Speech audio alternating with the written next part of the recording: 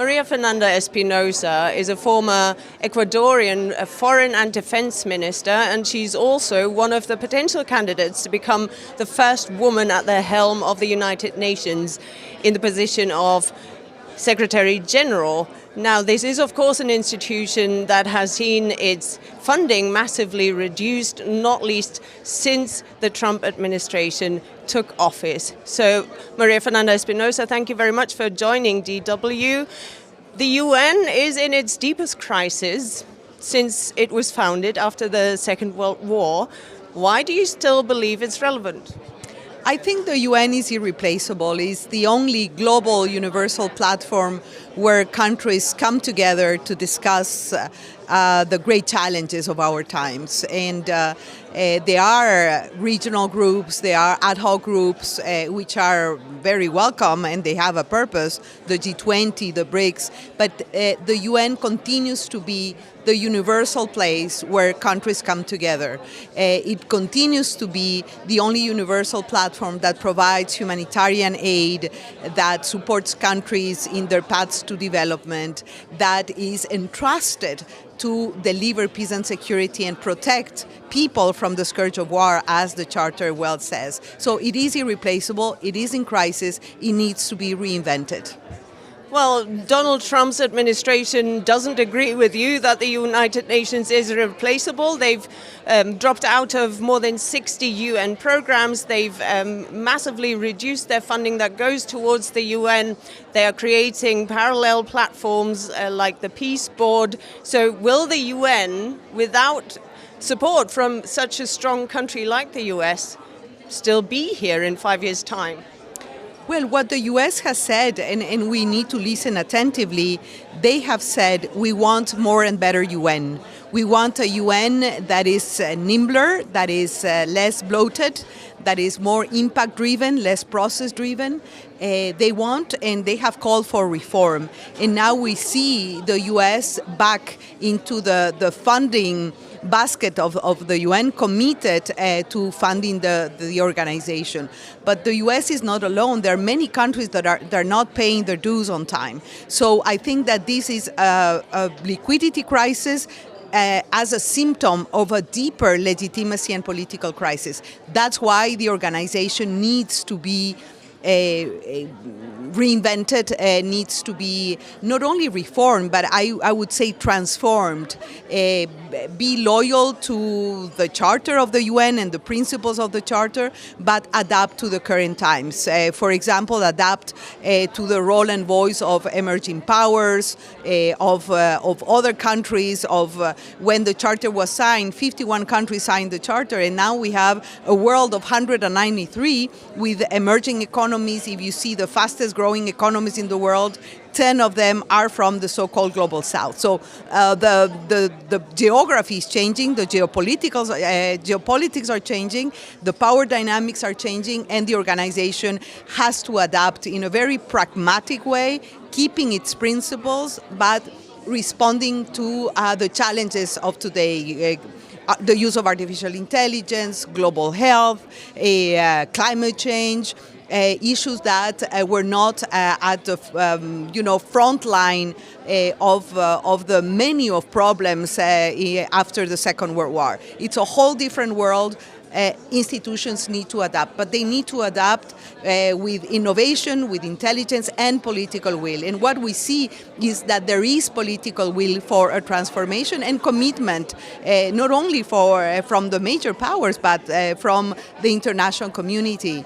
More than 70% of the international community want a more and a better UN. Do I understand you correctly that you're making a point of saying it doesn't need reform, it needs transformation? Can you spell out what the difference is?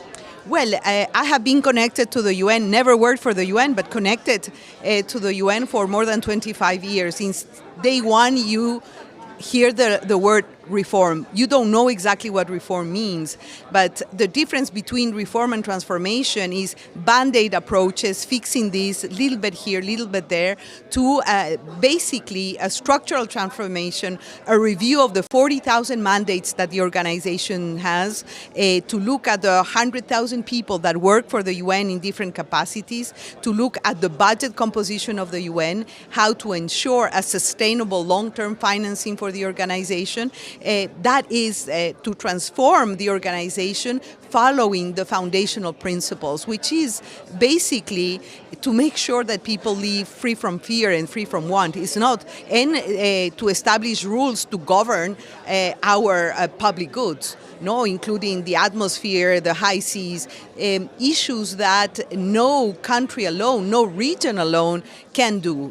We need a global universal platform to deal with these issues and to come back to the main mandate of the organization, which is to preserve peace and security for people and deploy a prevention agenda that has been forgotten. We react to crisis, we do not invest in prevention. And yet the United Nations Security Council has suffered for years now from a blockade, essentially. If either the US or Russia don't agree to something, then if they use their veto rights, no decision can be passed. Without funding, a lot of those projects cannot be executed properly on the ground. So I'm still curious, what gives you this optimism that this idea of believing in multilateralism will prevail when we are in a period where some countries are on the path to saying might makes right?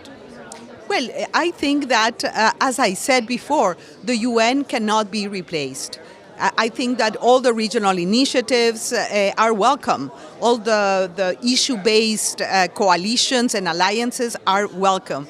But there is a need for a place of convergence, universal convergence on fundamental issues. How are you going to regulate the issues of the high seas, of space? No, how are you going to regulate health challenges such as... Well, transactionalist policies is what the Trump administration would argue, right? Well, I would call it, pragmatic, impact-oriented multilateralism, but also network multilateralism, where local governments, where parliaments, where citizens have a say in decision-making. No, the UN, it's an intergovernmental space, of course, but implementation of the decisions that are taken have to be owned at the national level, respecting the sovereign rights of states, but also owned by citizens, owned by mayors and local governments. No, there has to be a back and forth of dialogue, respecting the intergovernmental nature of the organization. And we have to understand the new times we live in. We need to understand what it means to live in a multipolar world. We need to understand what it means, to back to the future, I call it.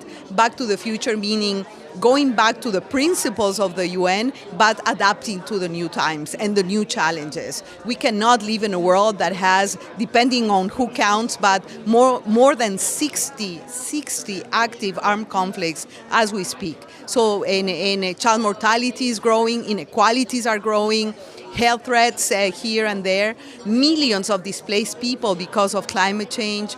We live in a world that is not the world that we want to leave to the future generations, to our kids and grandkids. So we need to do something about it, and I am optimistic about the power of human agency and political will.